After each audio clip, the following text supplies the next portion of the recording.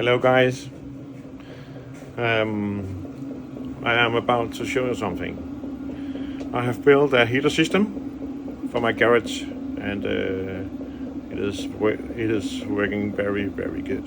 So I will take you through this, and if you can be inspired, just do it. So that's why. As you can see, there's a lot of snow here in Denmark. In that case, we need some heating at my garage. The heater is coming with an installed gas tank, but I don't need it. I want it outside. So this is a 7-liter gas tank, the diesel gas tank, and this is the exhaust.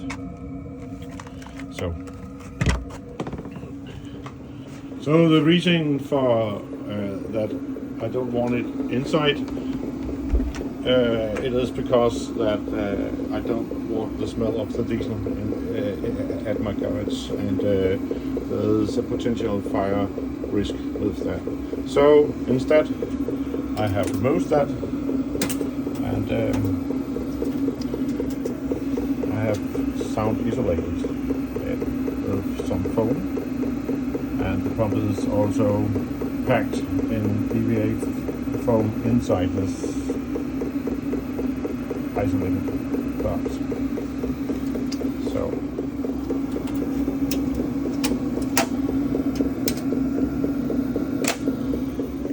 as you can see, it is a little bit complex, but there is a meaning with it. This one, I bought it. It is a heat exchanger. And the exhaust is about 200 to 300 degrees Celsius hot, and it is going through the heat exchanger, and then on the other side there's a damper, and then it goes outside. The outside temperature is only about 30 degrees Celsius, so I am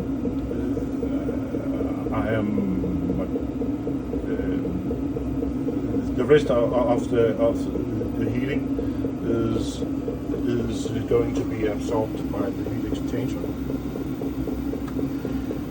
At the heat exchanger's other side, this side, there is a two-string water system. The water is driven by a water pump, who is going to be controlled by this temperature relay.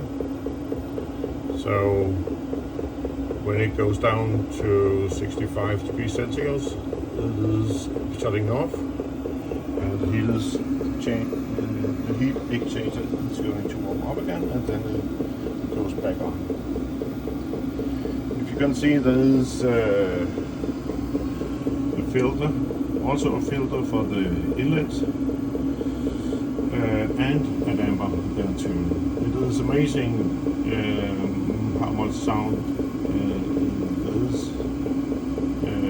if you are not mount this damper. Okay, so the water is going from here all down under the radiator and going to there and over there and up to the pump, and then it is going down to the one-way valve. It is for prevent the water is going to be pressed backwards. Then it is going to a regulated diaphragm, so I can control the pressure to the heat exchanger. This is so the heat exchanger can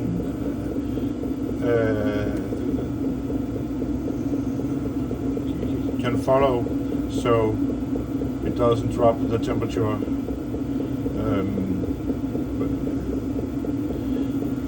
And up here, ow, it was very hot. The water is going through here and down again, and then you have a closed system. By the other side, the radiator is mounted. If you can see, down there there's a T-piece, and the water is going all the way up there, into the radiator, down there, out there, through the temperature controller, and back to the system again. So, if I want to get a lower temperature, I can just lower it or close it. So, and the water is still going to flow through the one string. The expansion tank is from a VW, a Volkswagen Passat, I think it's called, and it is working perfectly for this purpose. At the top of the radiator, I've got this radiator fan who is going to automatically control. And right now the air is about 41 degrees Celsius, and the radiator is about 65 degrees Celsius. At the hot air outlet, it is going up there and down here, but it is closed right now. I can control it up here. And then it is going all the way through the wall and inside my garage. So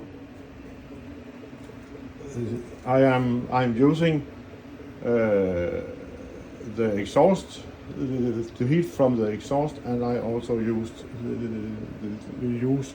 the hot air from the diesel heater.